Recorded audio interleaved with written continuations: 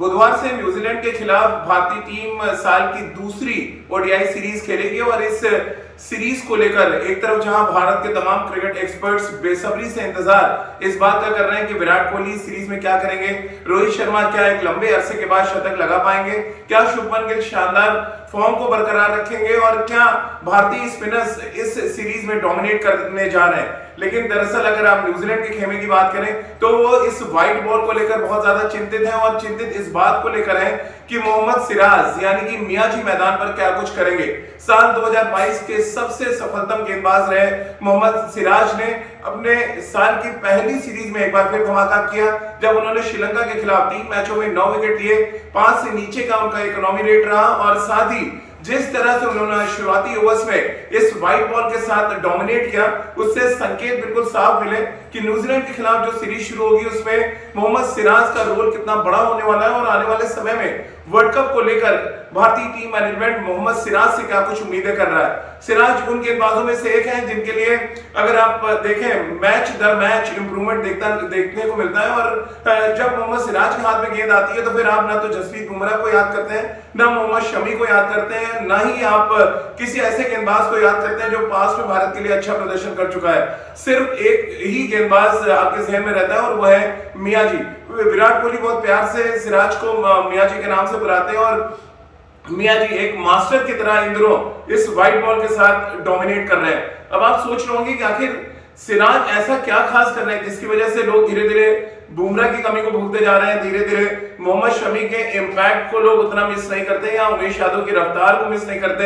या उमरान मलिक की बात करें उनकी चर्चा धीरे धीरे कम हो गई है साल के इस दूसरे सीरीज के शुरू होने से ठीक पहले। अब मैं आपको बता देता हूं मोहम्मद सिराज इस व्हाइट बॉल के साथ क्या कर रहे हैं। दरअसल उन्होंने 2 चीजें डेवलप की हैं। नंबर एक तो इस सीम को जितना हो सके पिच पे गिराना यानी कि सीधी सीम को गिराना। दूसरा इंपॉर्टेंट फैक्टर जब आप सीम को गिराते हैं तो जरूरी है कि गेंद को टाइम दें कि गेंद स्विंग कर सके, इसीलिए वो गेंद को आगे पिच कर रहे हैं और इसका नतीजा यह है कि अगर आप तीनों मैच याद करें श्रीलंका के खिलाफ जो मोहम्मद सिराज ने गेंदबाजी की, तीनों ही मैच में उन्होंने गेंद को आगे पिच किया और फ्लैट ट्रैक्स में हो चाहे गुवाहाटी हो, कोलकाता हो या तिरुवनंतपुरम हो, फ्लैट ट्रैक्स में उनकी गेंदों को मूवमेंट मिला। अगर आप याद करें इनिशियली उन्होंने बल्लेबाजों को बोल्ड आउट भी किया, तिरुवनंतपुरम में उन्होंने अच्छा आउटस्विंग डाल के ओपनिंग बैट्समैन को आउट किया और ये दर्शाता है कि उनके हाथ में यानी कि उनके रिस्ट की पोजीशनिंग में एक तो स्विंग है और जब आपके हाथ में स्विंग होता है तो आप पिच के मोहताज नहीं होते, आप परिस्थितियों के मोहताज नहीं होते, बस सिर्फ आपको इतना करना होता है कि इस सीम को आप पिच पे करें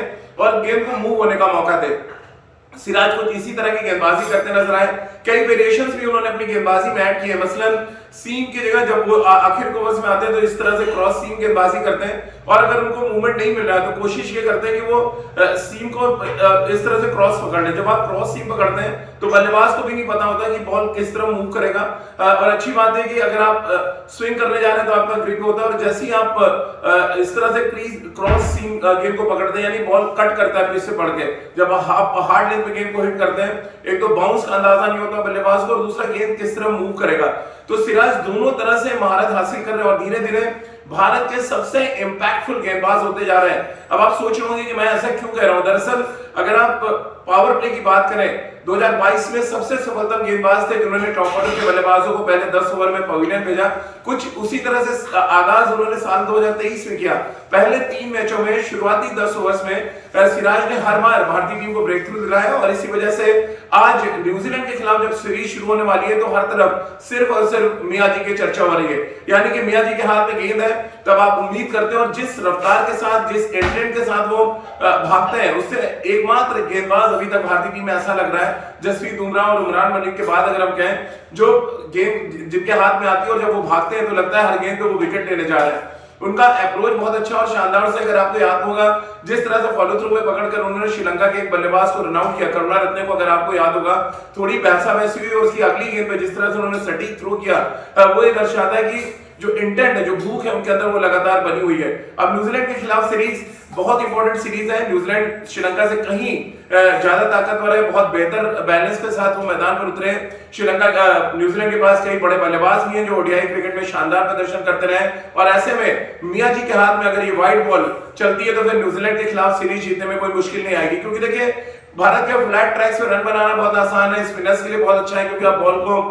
ग्रिप कर सकते हैं और आपको पिच से ग्रिप मिलती है। लेकिन सीम गेंदबाज का इस तरह का सक्सेस गेन करना, पावर प्ले में विकेट निकालना, स्लॉट बस में अच्छे इकोनॉमी रेट को बरकरार रखना, वो बहुत आसान बात नहीं है जो सिराज पिछली कुछ ओडीआई सीरीज से करते आ रहे हैं। इसीलिए साल 2022 के वो नंबर 1 गेंदबाज थे और अब उम्मीद की जा रही है साल 2023 में वो नंबर 1 गेंदबाज के साथ साथ वर्ल्ड कप में बड़ा इंपैक्ट डालेंगे, क्योंकि मोहम्मद कैफ और तमाम क्रिकेट एक्सपर्ट्स ने कहा है कि आने वाले वर्ल्ड कप में हमारे मियां जी यानी मोहम्मद सिराज भारतीय टीम के लिए ब्रह्मास्त्र साबित हो सकते हैं।